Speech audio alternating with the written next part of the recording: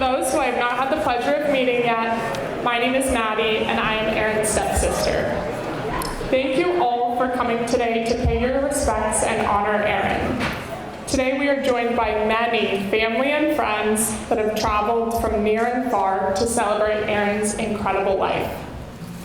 Erin certainly lived his life to the fullest, and it is only fitting that we come together to remember the joy and positivity that he brought into all of our lives. In fact, upon reflecting, I don't really have many memories of Erin where I don't remember him either smiling or laughing. That was always a constant. Today we will hear from both family and friends that have been asked to speak. Once again, thank you all for being here to share in this moment of remembrance and celebration. Without further ado, I have Malia.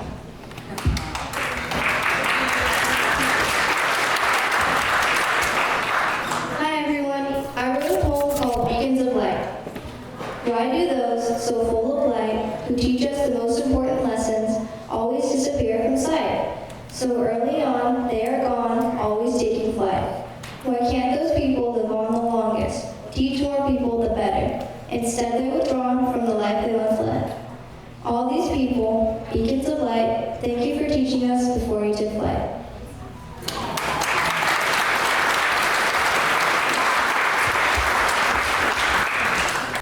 Hello, everyone.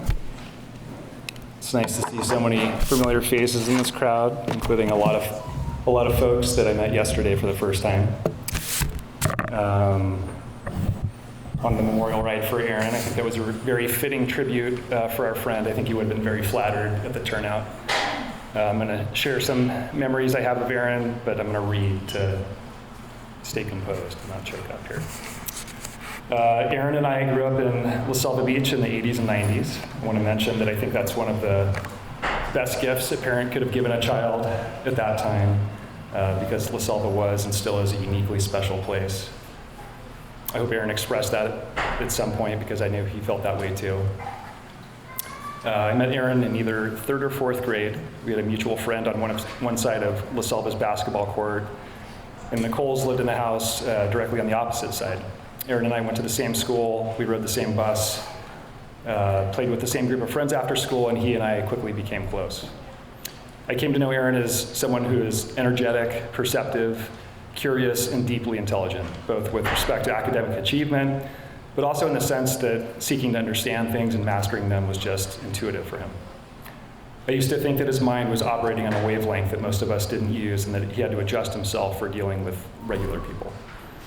Also, and I think very critical to the friendship that we had, Erin and I had a very much aligned sense of humor. Erin was disarming with his sarcasm, his rhetorical speech, and his intolerance for things that he found absurd.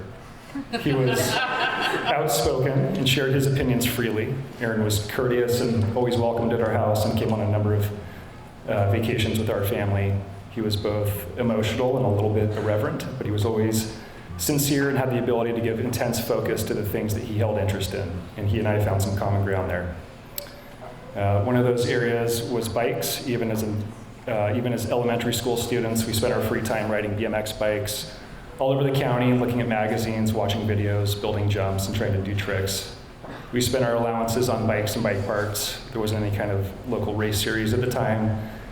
So it just stayed a hobby, but we pushed each other to go a little faster, jump a little higher, and I felt like I had both a partner and an ally in Erin.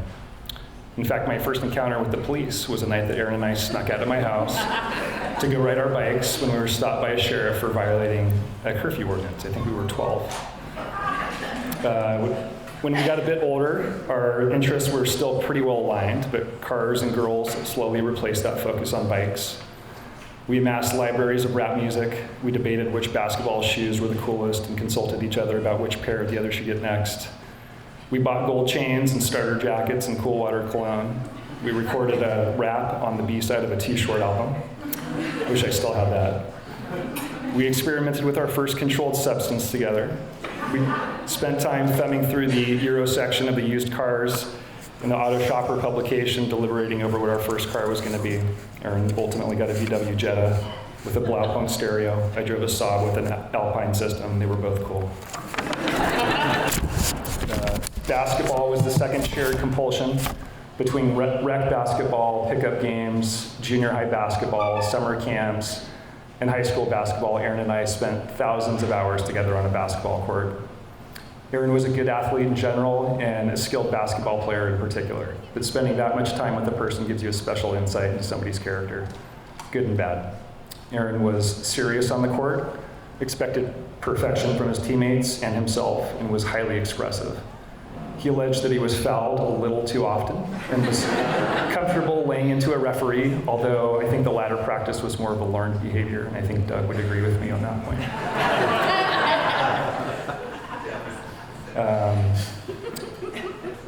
He was volatile but determined, and he was committed to improvement. When Aaron was able to dunk, I felt intensely jealous, but he was the one doing the daily drills with those wild plyometric strength shoes, so I shouldn't have been surprised. I resented him slightly for not playing football in high school because I knew he would have been a dominant receiver, defensive back, but admired the commitment to his chosen sport and the respected the effort that he gave that pursuit. Aaron had a large presence and a fervent affect. People who didn't know him as well as myself would say, "Hey, that Aaron guy is kind of intense, right?" And I'd say, "Yeah." And thinking to myself, that's one of the things I like best about him. After high school, we moved away to different colleges, and we failed to keep in touch, as lots of friends do. I ran into him a handful of times throughout my 20s, including one time at a concert of Catalyst that was particularly fun. But I was living over the hill at the time, and those instances were isolated. When I moved back to Santa Cruz with my future wife in 2010, I connected with Aaron and his new family about a year or two later, and the night that Aaron and Kelly had us over to their house for dinner was significant for me. Besides getting reacquainted and meeting his family, I got to know the adult version of the friend that I had spent so much time with as a kid. The humor, the intellect, and the focused energy were still there, but the edge had softened. Aaron was working at the university and fully entrenched with a career in GIS that I felt complemented his talents so well. He had all the same challenges that young parents of that age do, but his intensity seemed tempered by the pride and sense of purpose that come with having a family of your own. Aaron seemed at ease, more self-assured, and he carried an air of optimism that seemed fresh. I will always think of Aaron as a man of large appetites, gastronomic and otherwise. Aaron would praise the uniformity of condiment application on his sandwiches by the deli staff at Deluxe Foods. He detailed the merits of his painstaking coffee ritual.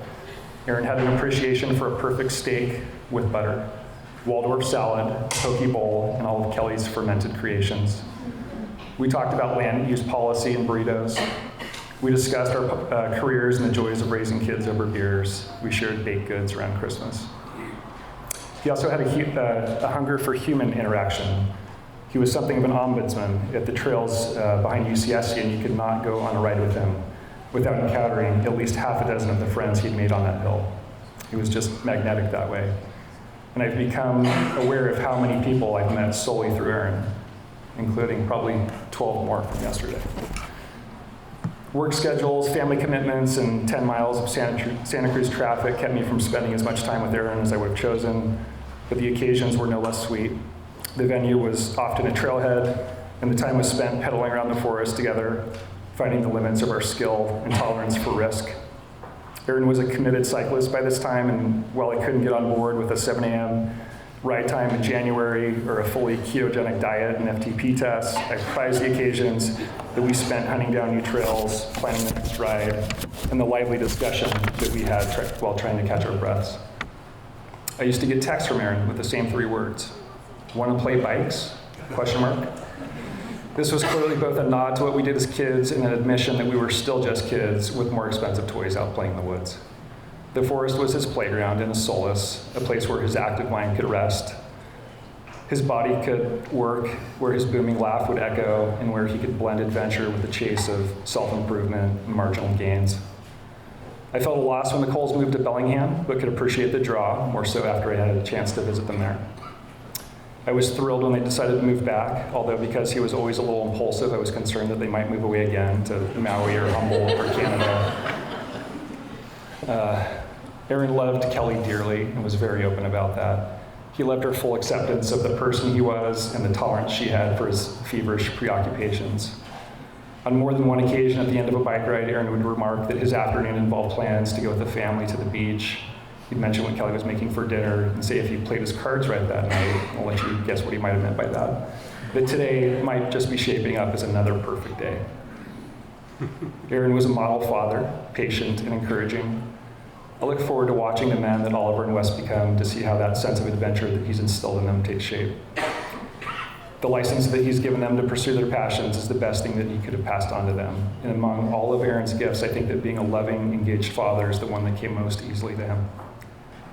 I admired Aaron's vulnerability, his penchant for engaging strangers in conversation, and his ability to listen with full attention. I think that most people who have as much to say as Aaron rarely listen as well as he did. He relished simple pleasures, but conducted himself with a worldly view. Aaron was pragmatic, he was decisive. His garage organization was always on point. He was accommodating and selfless. He put 2 A's in the term type A. His laugh was always a genuine, involuntary reaction. Aaron was both well-informed and empathetic. I respected the advocacy that he did for the Greenway Initiative tremendously.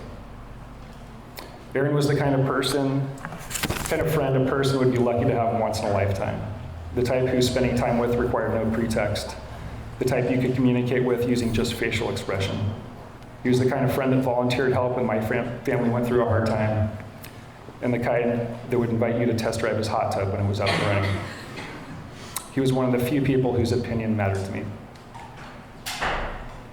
I've heard at least half a dozen people say that Aaron was one of their closest friends over the last few weeks, and I'm not surprised by this.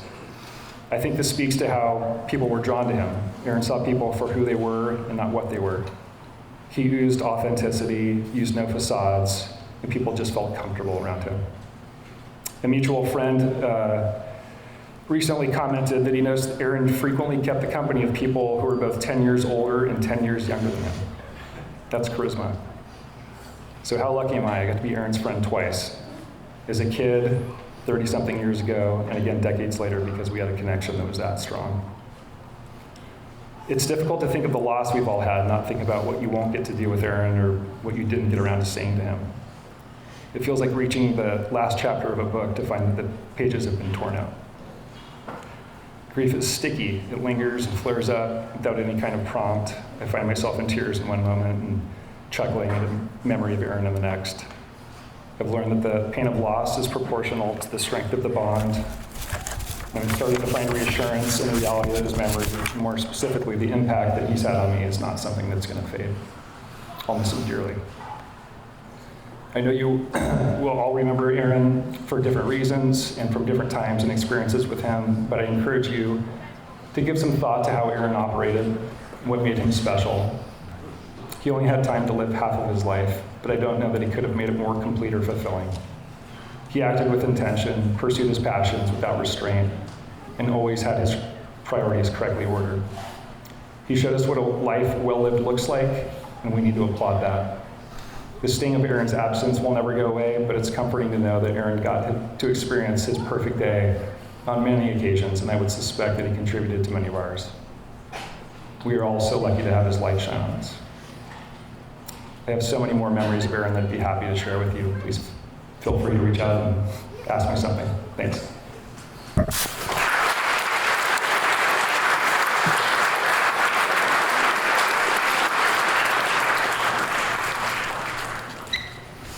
Hello.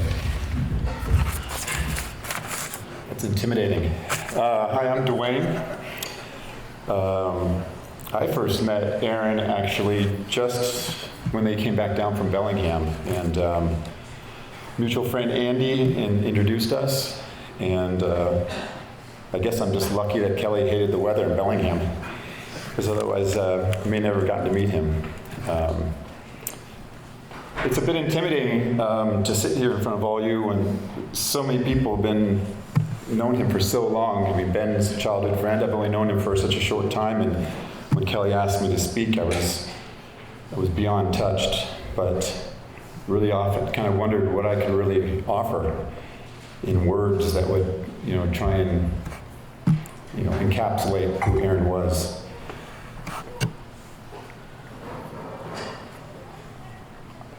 I guess when I reflected about it a bit, I think the fact that I'm here talking after knowing him for only a short 3 years is sort of a testament to who he was and how quickly he could enter your soul and be a part of your life.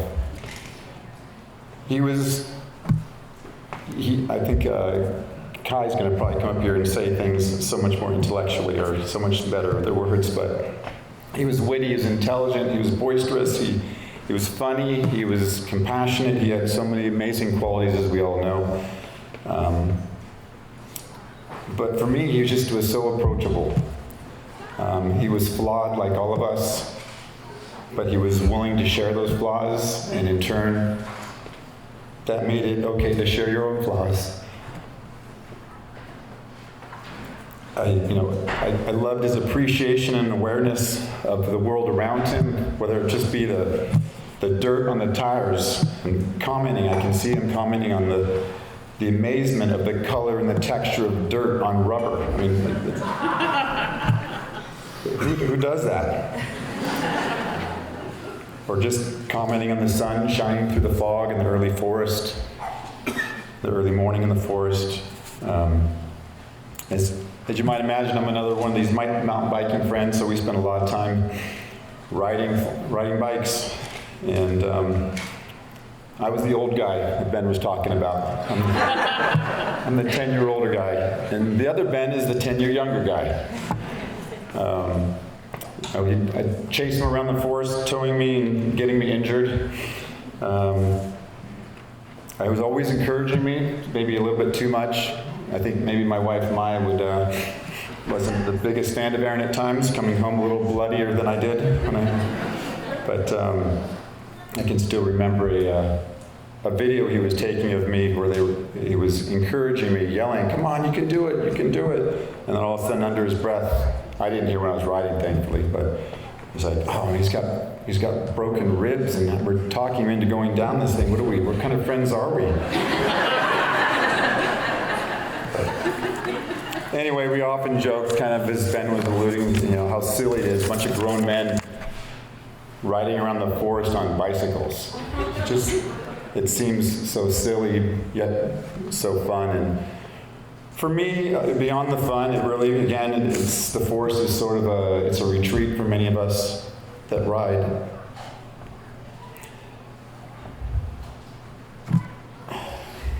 And it's sort of like a therapy. And, you obviously are talking about bikes and trails and e-bikers. My God, he would have loved yesterday, but he would not have cared for as many e-bikes that there were.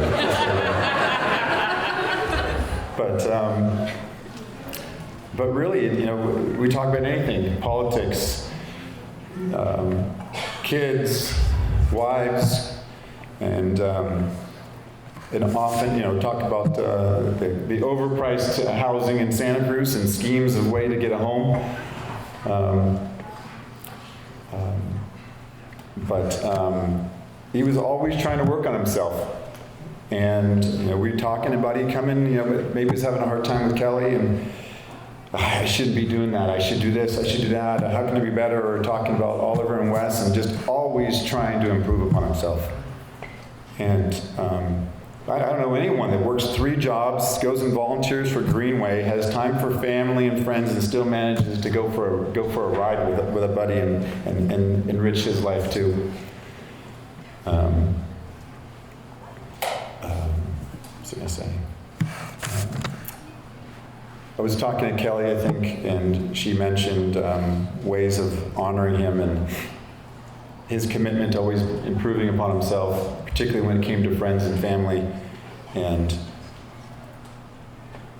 as it pertains to me personally, just a few months back, he took time out of his day. We were just talking on the phone. I think he was on a ride on his way to work. And he was joking about, I'm the accident-prone guy. There's going to be a guy that's just going to get a stick in his front tire and go over the handlebars. It's going to be me. But he followed it up with just wanting to make sure that I knew how much I meant to him.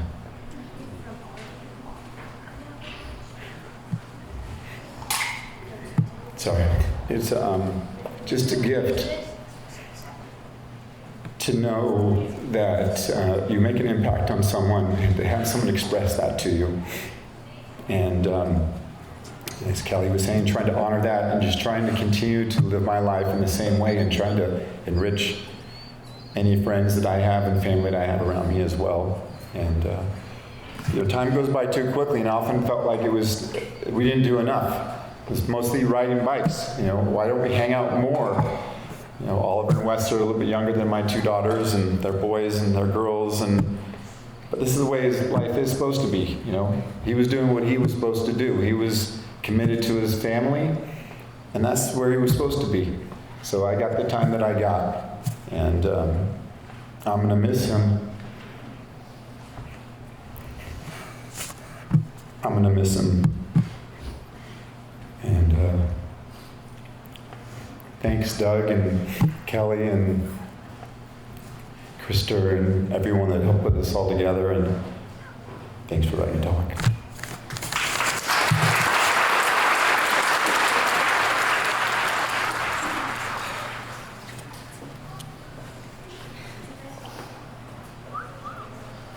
Just like all the colds. It's hot in here. I'm sweaty. Is anybody else sweaty? I'm fucking sweaty. That's actually not me. That's Aaron. Aaron would have moved to Maui, but he would sweat too much. We tried. Hi, everyone. My name's Krister. I'm Aaron's first cousin. This is going to be hard for me, but I'm going to ramble on. I'll cry. It's okay.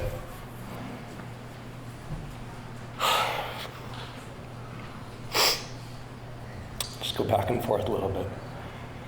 I grew up with Aaron. I'm 15 months older than he is. Our fathers are brothers, as you can tell.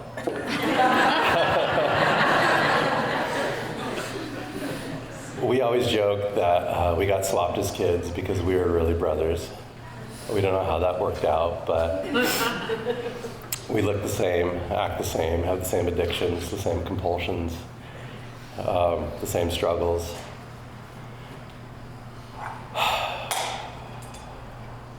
I grew up sleeping on the floor in Aaron's room. There were Bo Jackson posters on his walls and Michael Jordan posters, and we would wake up and go play basketball on the same court that Ben talked about, and kick around La Selva and climb as high as we could in the tree in La Selva Park and scare ourselves and drink Cokes and go skimboard on the beach in La Selva. And I was the surf grom, he was the jock. I'd take him out boogie boarding at La Selva and we'd get sucked way outside and wonder if we were ever gonna make it back in and survive. He was my cousin. We laughed and cried and suffered with the same grandma who would accuse me of cheating on Monopoly and try to punish Colin, Aaron, and I. And yeah, Aaron was shy and awkward as a kid. He wasn't the Aaron that we all know. He was a natural-born athlete and always super, super kind. But he was in his shell. And that was the cousin that I grew up with. I was like the guy, kind of, the older cousin, kind of leading the way. And then Aaron went off to college and found the guitar. And when I reunited with Aaron after college, he was light years ahead of me. And I don't know exactly what happened, but he found himself and did some major, major work and just blossomed. And he would be the first person to say, I'm not an extrovert. I'm not outgoing.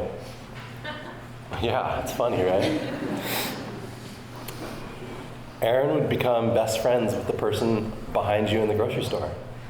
He could light up anybody and anybody's day. And that wasn't necessarily natural. It came with a lot of work so much humility, compassion, and just love for humans. And he worked really, really hard at it.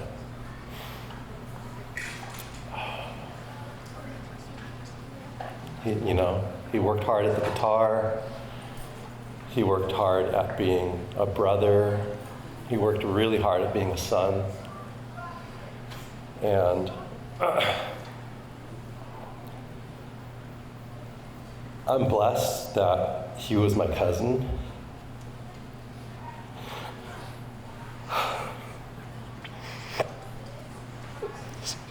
Excuse me.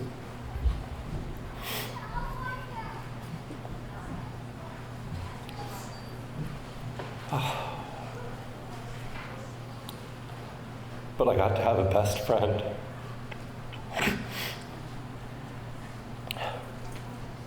Who just so happened to be a family member.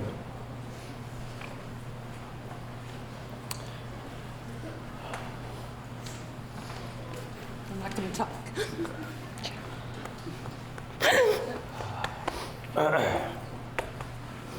In our 20s, like Ben said, we found each other, and I found the Aaron 2.0, who emotionally, spiritually, physically, now was my elder. He helped put me back together when I was in pieces. We made a pact that I would teach him how to surf, and he would teach me how to play the guitar. Aaron spent 10 years as a surfer in his life. He loved surfing. He'd get caught inside, and you could just hear him cursing and yelling and screaming. And he would say, "You gotta be kidding me. Come on, this is fucking ridiculous." And he would battle and be vocal, getting all the way back outside, and then sit up on his board and go, "Oh my God, let's do it again."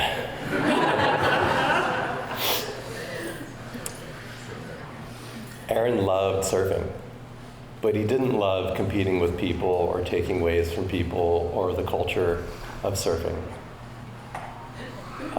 He cared about people too much to fit into the pecking order of what surfers do. That's one of the reasons I think that he also loved mountain biking, because he wanted to share and collaborate and raise people up. I never heard Aaron be critical or judgmental or speak poorly of anybody. Only himself. And one of the most endearing parts of his personality is that he was self-deprecating, and he would share his shadows and his flaws and be human. He is the most humble person I've ever known.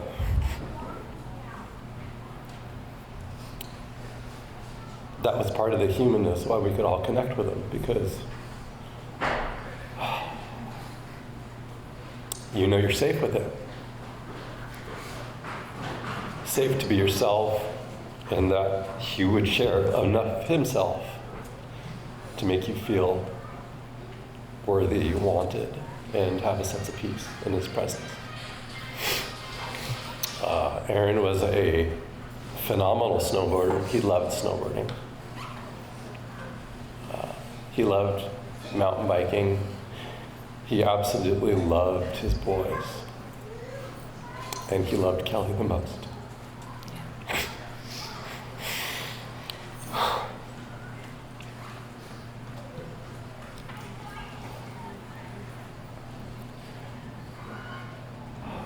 Some people go through their whole lives wanting to feel that love, to have that connection. Oh, there's no denying it, Kelly.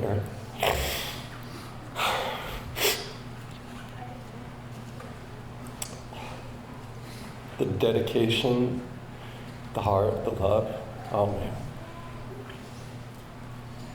I was lucky to have Aaron as a person to call when I was going through hard times, when I needed to share my shadows and my struggles and my shortcomings, and he'd be right there. And we could grow together and bounce things off each other and just be really real about how tough life is, how tough marriage is, how difficult parenting is. And I'm going to miss that a lot. Yeah.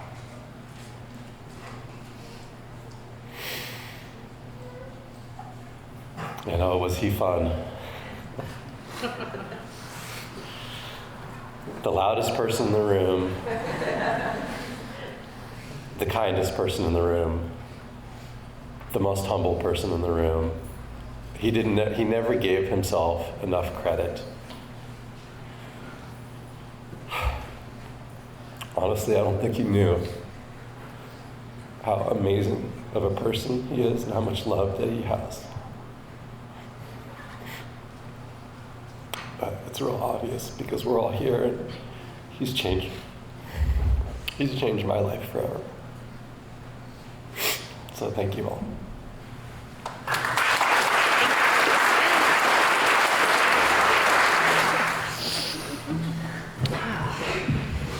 Not sure how to follow all of that.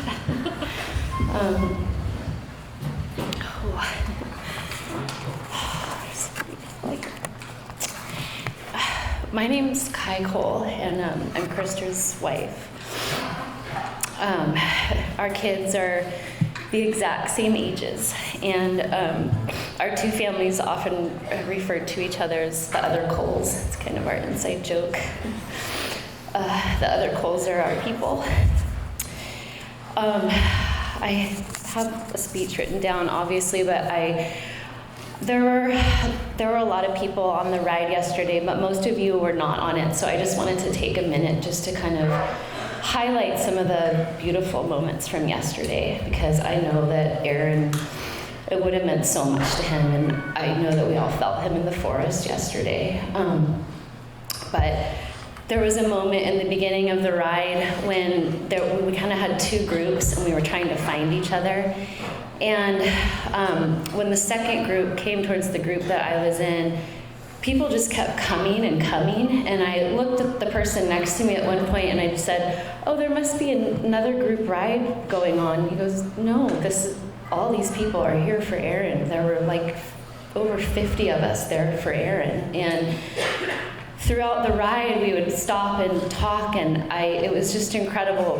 Most of the group, I think there were maybe 4 or 5 women, but most were men. And at one point or another, I heard so many of those men say, "Aaron was my best friend. Aaron was one of my closest friends." And it's just such a testament to him and who he was. And I wanted to just start by saying that. And we had this beautiful moment when we rode past the spot where Aaron died. We've been calling it his portal. And Krister and a couple other people put a large boulder right in the spot where he went up into the redwoods. And there was a moment that we all got off of our bikes and walking in a line, and we all reached down and just touched the rock and felt him so deeply and had a moment of silence after that. So I just wanted to share yesterday. It was just such a beautiful experience for those of you who weren't there. So I wanted to start by having us just take a few seconds and just look around. Look at all these people who Aaron touched. Let's all take a deep breath. A lot of us are holding our breath, so let's take a second and just take a deep, deep breath in. Aaron, you are so loved. I'm so lucky to have known Aaron for over 20 years. I actually met him before he and Kelly and Krister and I started dating. Like all of you, when I first met Aaron, I immediately took to him as he was the loudest, most boisterous person in the room. I was thinking about that when I wrote that line, because usually when we encounter or imagine the loudest, most boisterous male in the room, it's usually a person that's kind of obnoxious or intimidating or self-centered, but Aaron was none of these things. He was the complete opposite. His larger-than-life, booming personality was different.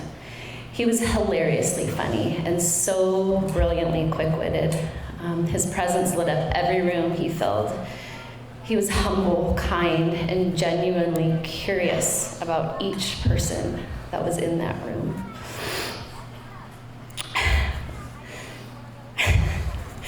He was so magnetic, just a ball of palpable energy beneath his skin, and he just made all of us feel so comfortable and seen in our own. He was all heart, he was raw, and he was flawed, but he was open to all of it, and he was always showing up authentically for all of us. He wore his heart on his sleeve unlike any other man I've ever met. And I think this is why especially so many men felt so connected to him. He was genuine, and most importantly, he was vulnerable. He was the first person to point out his flaws and his shortcomings, and I know that everyone before me has already said that. But this just allowed all of us to feel okay with our own. Krista and I and Aaron and Kelly started dating right, I think, within a few months of each other.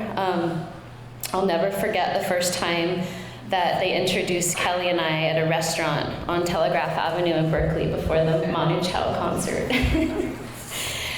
And I'll never forget the way that he looked at you, Kelly. He always looked at you like you were the only person in the universe and beyond.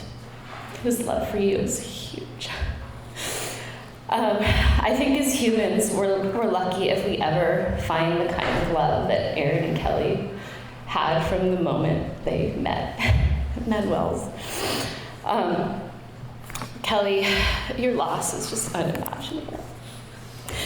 I want us all to take a moment to honor the path that you're walking on with such grace. You are showing up with such grace and such beauty, Kelly.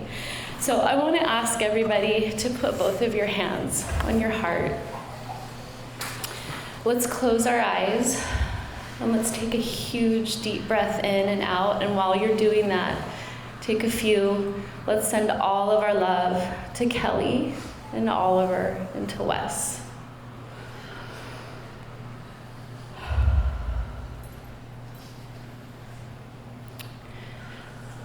And as you open your eyes, if we can just extend our hands out to Kelly. Kelly, take this in. I want you to feel it, okay? I want you to know, I want you to receive this love and know that we're here. Aaron's here. We're all here, and we're gonna all continue to be here, okay? I know it doesn't feel like it was enough time. Aaron had more love and more guiding to do with Oliver and Wes. More seasons of parenting and marriage and best friendship to enjoy with you. More laughter to ignite in all of us. More maps to make, more songs to play, more trails to ride. But here we are. So I want to touch on something that's both heartbreaking and I think comforting at the same time. In his 42 short years on this planet, Aaron did what I believe he came here to do. Number one, spread joy. And number two, to show up in his greatest strength, vulnerability, so that he could teach all of us how to show up in ours. Aaron carried a deep, deep vigor for life. He wanted to get out in the world, live his best life, and become the best version of himself. He loved to be out in nature, riding, camping, and exploring. He constantly strove to be a better dad, husband, son, brother, friend, and human. He worked tirelessly over the years to grow spiritually and emotionally. I think one of the greatest challenges of our time, and definitely for our culture, is to change the misconception that vulnerability is a weakness and therefore a characteristic not to be expressed, I think especially by men. Vulnerability, in fact, is the birthplace of joy and belonging, authenticity, and most importantly, love. And Aaron knew this. He embodied and he exemplified this, and he was teaching his sons and all of us this very thing, that vulnerability is not a weakness, it's a superpower. So I have one request, that we learn from the beautiful, flawed, brilliant, hilarious, and vulnerable human that Aaron Cole was, that Aaron Cole is. So first, let's learn joy. Let's make time for joy. Let's let joy move through us and move us. Whether it's in the mundane moments of taking that first sip of coffee in the morning, or it's in a miraculous moment of watching the sunlight pierce through the redwoods as you ride through the forest. Many of us found that yesterday when we honored Aaron. May we all find joy in each moment of this beautiful, very fleeting human life.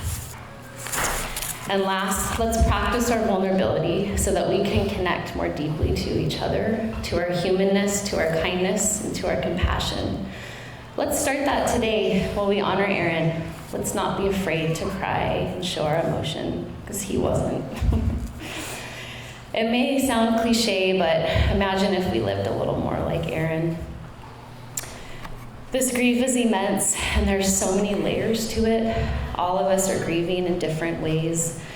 Let's be vulnerable together and hold each other through it with Kelly, Oliver, and Wes, Doug, Sharon, and Colin in our center.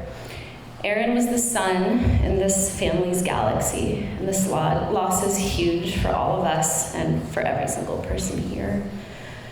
Let's allow each other the grace to show it and to show up in it for Aaron.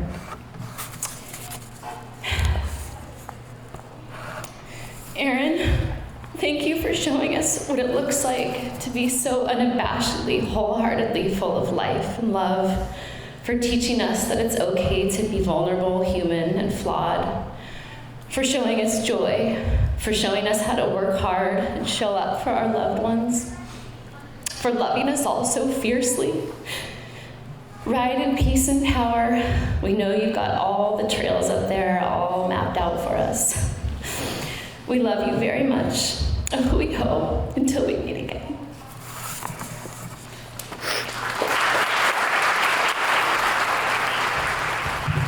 How the hell am I supposed to follow that? Oh, this is amazing. Thank you all for coming, honoring Aaron, a great husband, father, son,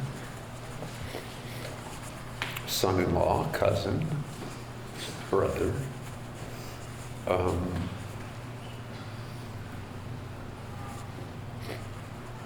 There is one thing I need to clear up, though, that when Mr. Van Dale was critical of me,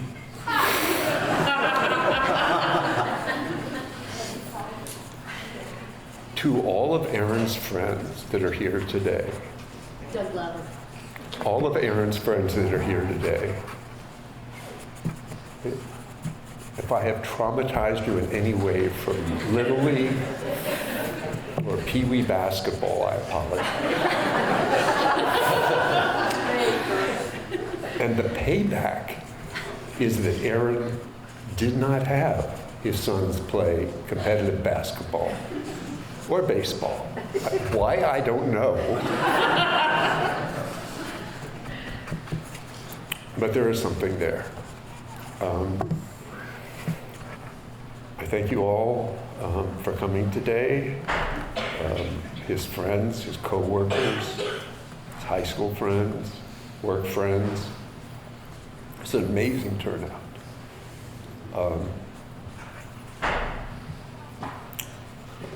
What I want to say most is, and I can't, because Warren Zevon wrote a song about it. And I'd like Steve to play it.